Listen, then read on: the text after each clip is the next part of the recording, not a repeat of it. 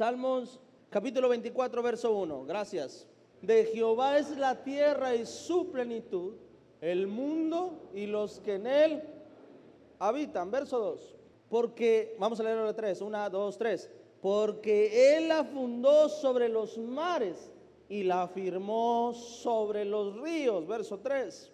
¿Quién subirá al monte de Jehová?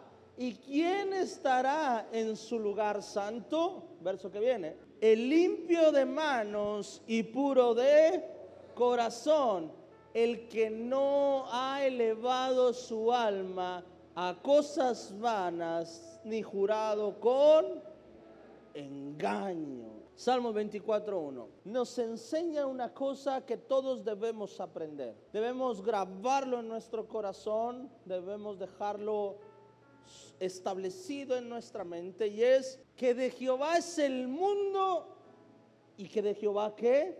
Son los que en él.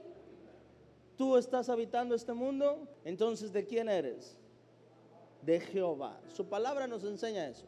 Es necesario que nosotros entendamos esto para nosotros poder entender la paternidad de Dios. Estamos hablando acerca de la paternidad. ¿Cómo es Dios como Padre? Lo primero que tienes que saber es que el Padre que tú tienes es el dueño de absolutamente todo. Ahora, quiero que pongas atención a la característica principal de un padre natural. Y es que si pones atención, también nuestros padres fueron dueños de nosotros. Fuimos gobernados por nuestros padres. Dependimos del amor, del corazón y de la voluntad de un hombre o de una madre. Y el gobierno, los doctores, el hospital, todos, absolutamente todos, te tomaron y te pusieron en las manos de un padre. Y quiero que lo entiendas de forma lógica para poderlo entender de manera espiritual. ¿Por qué? Porque Él te hizo. ¿Por qué se le dio a la madre? Porque salió del vientre de la madre.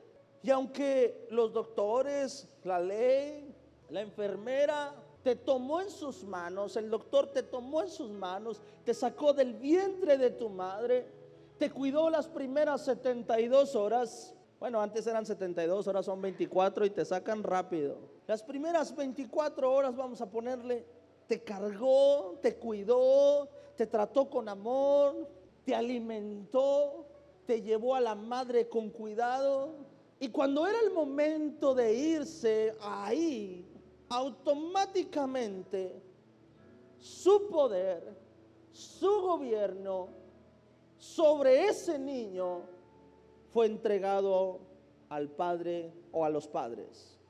Y fuiste entregado a los brazos, pero no solo a los brazos de un padre. Fuiste entregado al gobierno y a la autoridad de un padre. Yo no sé cómo fuiste tratado tú, pero dependiste del gobierno de un padre. Si el padre tenía sabiduría, mucha o poca, tenía su propia inteligencia, tenía su propia actitud, su propio amor, su propia responsabilidad y su propio compromiso. Y cuando te enfermabas, actuaba como él creía que era conveniente. Pero lo que queda claro es que todos fuimos sometidos al gobierno de un padre. Y ese padre determinó qué ropa ibas a usar, o si ibas a andar en pañal todo el día en tu casa. Determinó si te quedabas con la abuela o no, si te quedabas con la tía o no, si te ibas con los primos o no. Determinó a qué hora hacías la tarea, si primero hacías la tarea y después comías, o si comías y después hacías la tarea. ¿Cuántos de nosotros alguna vez escuchamos eso? Esa frase típica de los padres que decía: mientras que usted viva bajo mi techo, usted va a hacer lo que yo diga. Quiero que entiendas esta parte. Nuestra formación, nuestra bendición, nuestra economía dependió siempre de los padres que tuvimos con nosotros. Si tu padre abandonó su responsabilidad, pues entonces creciste con muchas barreras y muchas fortalezas en tu vida.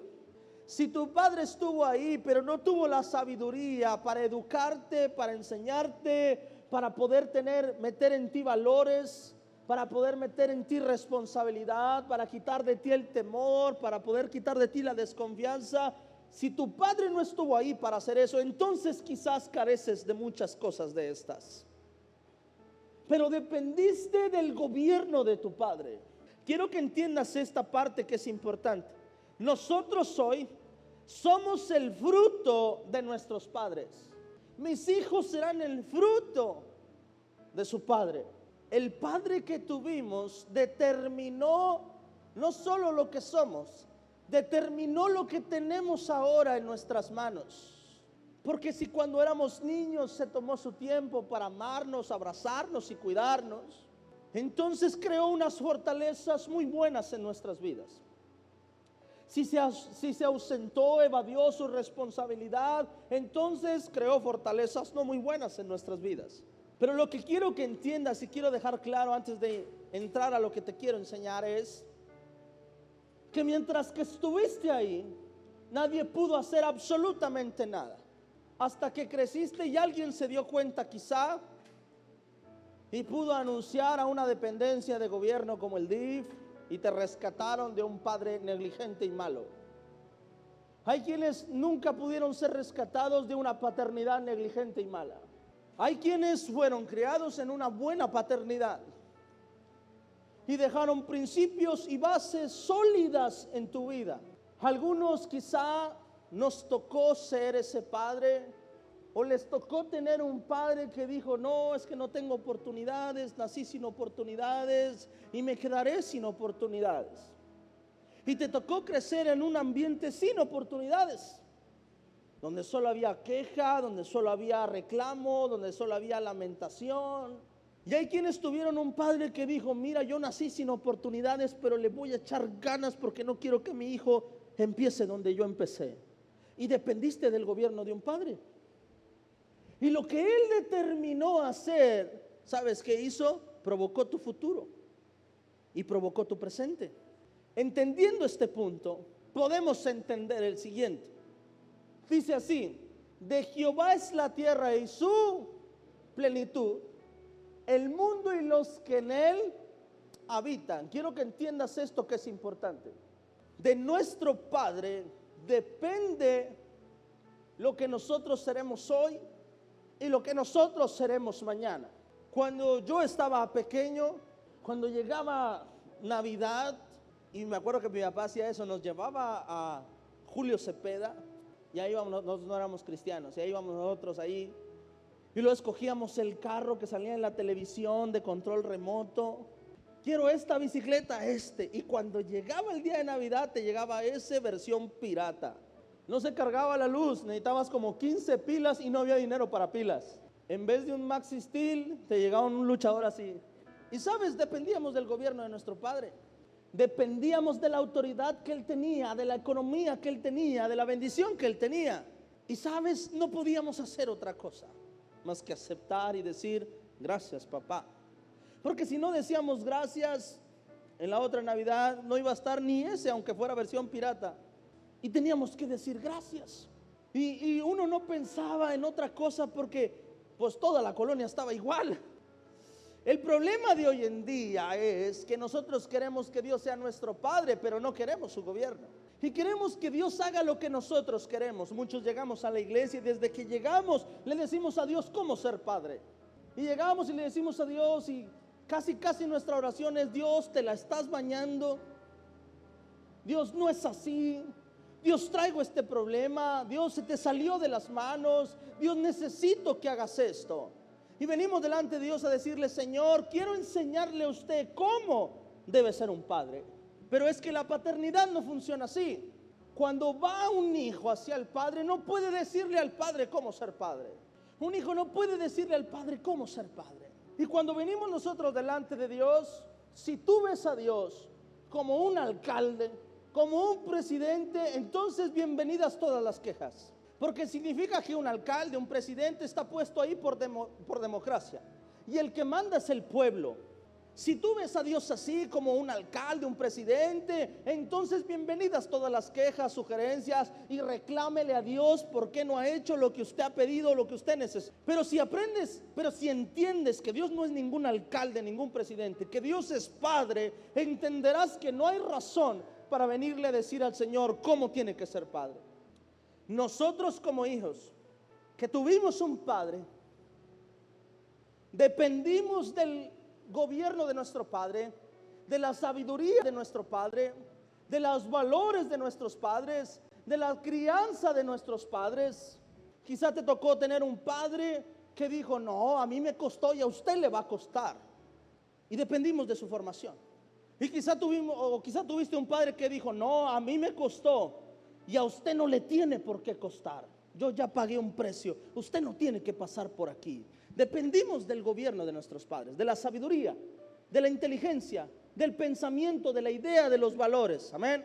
Y eso determinó una formación distinta para cada uno de nosotros. Mi padre tuvo muchos errores, el tuyo también. Pero del padre que nosotros hablamos acá es un padre que todo lo sabe y que no hay error en lo que él hace. Y Dios dice una cosa, ¿sabes? Entendamos cómo funciona la paternidad. Cuando hablamos de paternidad, no hablamos de subordinado, no hablamos de pueblo a alcalde o de pueblo a gobernador, no. Cuando hablamos de paternidad, hablamos de un gobierno. Cuando hablamos de paternidad, hablamos no de tu voluntad contra mi voluntad, no, hablamos de mi voluntad en tu voluntad. La ventaja que tenemos es que nosotros ya lo hicimos desde que éramos bebés. La diferencia es que nuestro padre quizá no fue tan inteligente o tan bueno, tan amoroso, tan responsable, tan comprometido, porque así lo educaron a él. La diferencia es que este padre, no hay error en él, en su sabiduría, en su amor, en su confianza, en su protección y en su palabra. No hay error en él, pero quiero que entiendas cómo funciona la paternidad. Si tú vienes delante de Dios y le dices: Dios, quiero que seas mi padre, entonces quiere decir que si tú quieres que Dios sea tu padre, tendrás que aceptar la voluntad de Dios en ti. Tendrás que aceptar la voluntad de Dios sobre ti. Versículo número 2 dice: quiero que entiendas algo, yo soy el dueño de todo, yo soy tu padre. Yo gobierno el mundo y los que en él habitan. Nos enseña. Número 2. Porque él fundó sobre los mares y los afirmó sobre los ríos. Verso 3. ¿Quién subirá al monte de Jehová y quién estará en su lugar santo? ¿Quién podrá ponerse al mismo nivel que Dios? Verso número 4. Dice: solamente el limpio de manos, el puro de corazón. Ahorita le voy a explicar eso. El que no ha elevado su alma a cosas vanas, ni jurado con engaño. Y luego después dice verso número 5. ¿Qué dice verso 5? Él recibirá ¿qué? Bendición de y justicia del Dios de salvación. ¿Quién recibirá bendición? ¿Cuántos desean ser bendecidos? ¿Quién recibirá bendición de Jehová? ¿Quién podrá ser justificado y obtener salvación? ¿Quién? Verso número 4. Diga conmigo: el limpio de manos, el puro de corazón,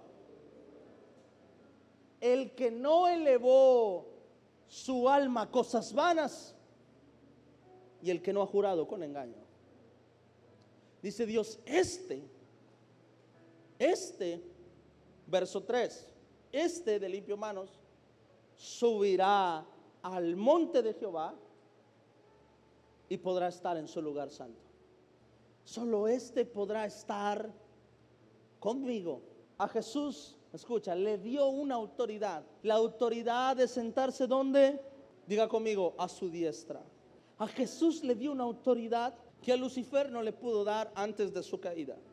Pero a Jesús le dice que le da la autoridad de sentarse a la diestra. Y su palabra, dijo Jesús una cosa, dice: al que recibe al que yo enviare, me recibe a mí. Y al que me recibe a mí, ¿qué pasa? Recibe al que me envió. Y Jesús nos hace una promesa, que el que camina en sus principios le daría la oportunidad de estar con su Padre y sentarse con su Padre.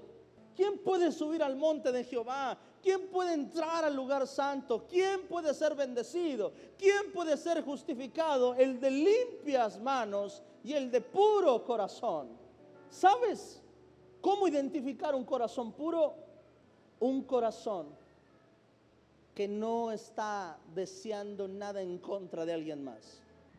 Un corazón puro es una persona que nunca está pensando mal.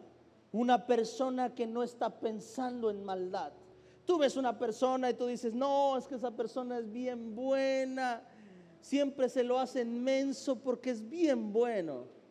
Y eso es lo que nosotros decimos. Pero es que una persona de un corazón puro no está pensando en maldad. Una persona que no tiene un corazón puro, ¿sabes? Cuando no lo saludan, se imagina y dice, no, es que sabes que esta persona de seguro me odia por esto y por esto y por esto. Cuando una persona tiene un corazón puro y pasa a alguien y no lo saluda, dice, yo creo que no me vio, ¿verdad? Una persona que no tiene un corazón puro siempre está quejándose o está pensando mal. Y está pensando mal de Dios y le está diciendo, no, es que el Señor a mí se me hace que no me ama. Es que a mí se me hace que el Señor me abandonó. Es que se me hace que Dios no es real. Y está pensando mal y mal y mal, siempre mal. Pero una persona de corazón puro está confiando plenamente en que Dios no le quiere hacer el mal, que Dios quiere hacer el bien sobre su vida. En pocas palabras, una persona de corazón puro es una persona que no está tratando de ejercer gobierno contra su padre. Es aquel que acepta el gobierno de su padre. Siempre te ha sometido un padre. Cuando creciste decidiste seguir sometido, no. Y eso te llevó a la rebeldía quizá, o te llevó a honrar a tus padres, no sé. Te llevó a cometer errores. Te llevó a salirte de casa antes de tiempo. Esa fue tu decisión. Judas tuvo al mejor líder, al mejor maestro, al mejor pastor. Tuvo al mejor hombre como líder de él. Y al final Judas se perdió. ¿Pero por qué? Por su corazón. Porque la Biblia nos enseña que cuando Judas se enoja por ese perfume que la mujer derrama y dice, se lo hubieran dado a los pobres, y la acción parecía buena, pero su corazón no era bueno. Y dice su palabra, dice, pero Judas decía esto porque Judas sabía que si tenía el dinero en sus manos, podía sustraer del dinero de la ofrenda. ¿Y por qué razón se perdió Judas? ¿Por un mal padre? ¿Por un mal líder? ¿Por un mal pastor? No, Judas se perdió por el corazón que él tenía. ¿Por qué nos perdemos en el camino de Dios? ¿Porque Dios es un mal padre? No, porque no tenemos un corazón puro. Porque nos decepcionamos de Dios. Porque Dios no hace lo que yo quiero. Porque Dios no hace mi voluntad. Porque yo quería un milagro y no me lo dio. Porque yo quería ser bendecido de esta manera y no me lo dio. Por eso nos alejamos de Dios. Al final de todo sales, decía mi papá eso, al final sales y regresas todo revolcado. Te sale peor. Y vuelves otra vez, ay Padre, aquí estoy, perdóname, ya entendí que no puedo vivir sin ti. Y volvemos al camino de Dios y Dios nos vuelve a empezar a levantar. Pero dice Dios, hey, me quedé en una enseñanza contigo. Hay algo que Dios está haciendo en nuestra vida. Como Padre tiene que formarnos. Quiero bendición, dice el Señor. Primero te enseñaré a tener amor propio y a ser humilde. Porque sin dinero eres sangrón, con dinero vas a ser peor. Sin dinero no vienes, con dinero menos vienes. Dice el Señor, no, primero tengo que trabajar en tu carácter, porque eres mi hijo. Y sabes, el padre siempre va a luchar porque su hijo se parezca a él. Un padre terrenal siempre va a luchar porque su hijo se parezca a él. Porque tenga sus principios, porque tenga sus valores, porque ame lo que él ama. Usted a mí no me falta el respeto. ¿Usted ha visto que yo le falto el respeto a mi padre? No, usted a mí tampoco me lo va a faltar. Y el padre está peleando todos los días para que su hijo se parezca a él. Y todavía, como sabemos que somos imperfectos, estamos peleando para que nuestros hijos sean mejores que nosotros. Y el día que el hijo no es como el padre, se convierte en una vergüenza para el padre. El día que el hijo hace algo que el padre no haría, se convierte en una vergüenza para el padre. Y puede llegar a desheredarlo por no parecerse a él, por tener valores distintos a los de él. Así es un padre. Quiero que entiendas esto. Nuestro Padre Celestial está peleando todos los días para que seas como él. Y cuando tú vienes a él y le dices, Dios, necesito un milagro, necesito que restaures mi matrimonio, dice el Señor, sí lo voy a restaurar, pero primero te voy a cambiar.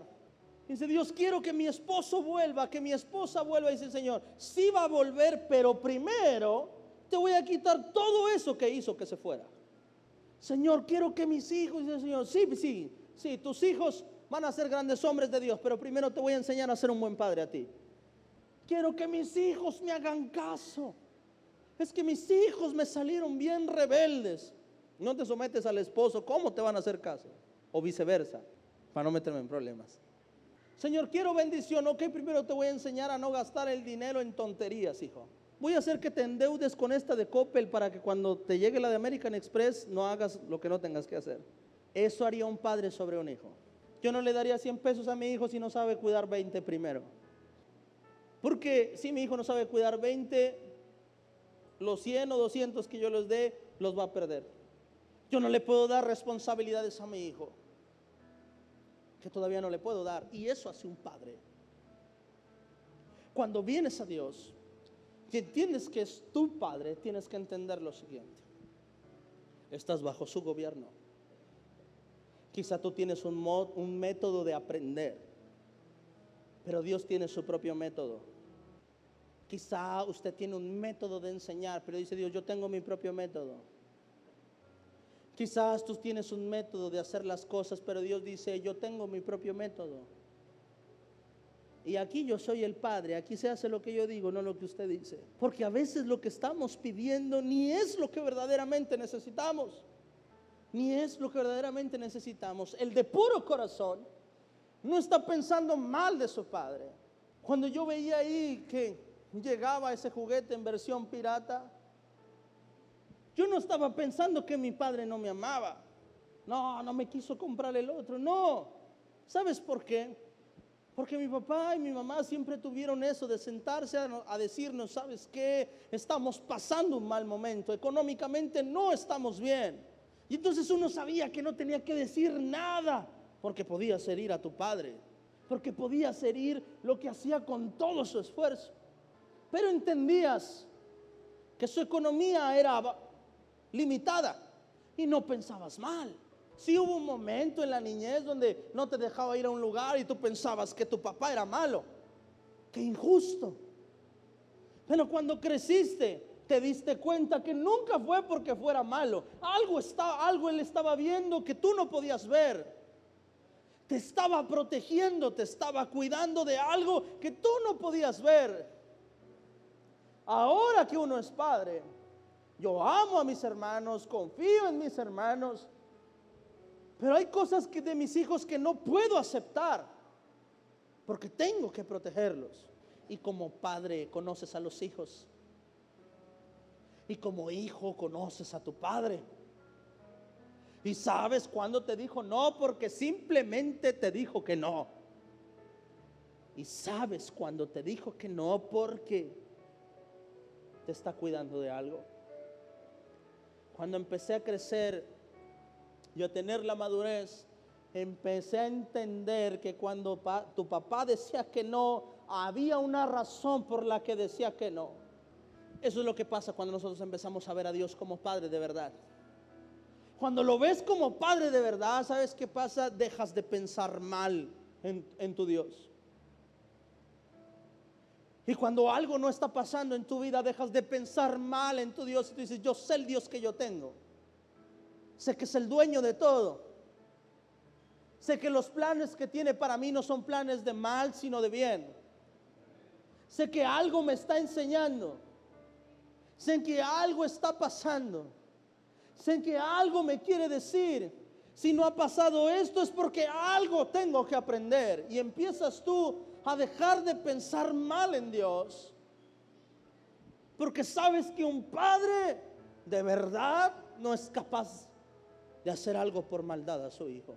Mirad las aves del cielo, que no siembran ni ciegan, ni recogen en graneros, y vuestro Padre Celestial, ¿qué hace? Y después dice, ¿no valéis vosotros mucho más que ellas? Y hace una comparación y dice, mira las aves del cielo. Las aves del cielo no siembran, no cosechan, no almacenan, no guardan nada en sus graneros y nunca mueren de hambre. Todos los días comen. Dice, ¿no vales tú más que ellas? En pocas palabras dice, ¿no podrá Dios hacerlo contigo también? Ahora, déjame decirte esto que es importante. Pastor, ¿y por qué será que a las aves sí las alimenta y a mí no? Diga conmigo, pureza de corazón. Las aves del cielo, dice, no siembran, no ciegan, sabes, no guardan en sus graneros, no tienen temor, no se preocupan, no tienen miedo, no dicen, ¿y qué va a pasar? No sienten que dependan de ellos, sienten que dependen de Dios totalmente. No tienen que almacenar por miedo a que mañana venga una hambruna. No tienen que almacenar por miedo a que algo pase. Confían plenamente en su Padre. Confían plenamente en su Creador. Segunda de Reyes capítulo 4 verso 38.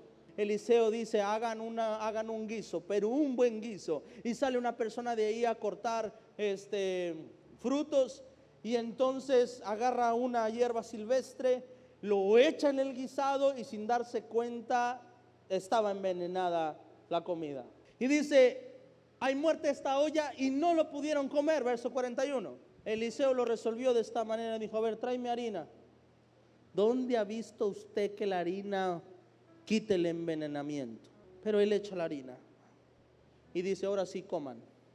Confianza plenamente en Dios, de que verdaderamente ya estaba curado ese guiso. Este es el método de Dios. Nada de lo que vemos aquí tiene sentido. ¿Qué es lo correcto? Esta comida está mal, tirémosla, hagamos otra. Pero Dios dijo, no, solo échenle harina y ya está. Y lo que estaba perdido, Dios lo restauró y lo hizo nuevo. Ese es el método de Dios. Si te pones a pensar, nos creemos tan listos, pero cuando competimos con la sabiduría y el poder de Dios, nos vemos tan tontos. Cuando me he sentido tan sabio delante de Dios, al final me ha hecho ver tan tonto, porque no puedo competir con su poder, porque no puedo competir con su gracia, porque no puedo competir con su sabiduría, no puedo competir con su amor, no puedo competir con su deidad, no puedo competir con su paternidad. Simplemente no puedo competir con Él. Y este es el Dios al que nosotros servimos. Y este es el Dios que quiere ser nuestro Padre. Aquel que te dice, hijo, tú lo ves perdido, tú lo ves que ya no sirve, pero si dejas que yo lo toque, será bueno. Y comerás de eso y vivirás de eso. El Dios que dice, sabes, hijo, al parecer tienes poco en tus manos. Sí, se ve muy poco, pero si dejas que yo lo reparta, si dejas que yo lo use, hasta te sobrará para darle a más. Serás tan bendecido que podrás repartir y no sabrás qué hacer. Las aves del cielo dice, ¿para qué guardar si hay de más? ¿Para qué un granero? Que mientras que mi Dios viva, que mientras que mi Padre viva, no tengo nada que temer. Te tengo una noticia: nuestro Dios es el mismo de ayer, hoy y siempre. Es el alfa y la omega, el principio y el fin.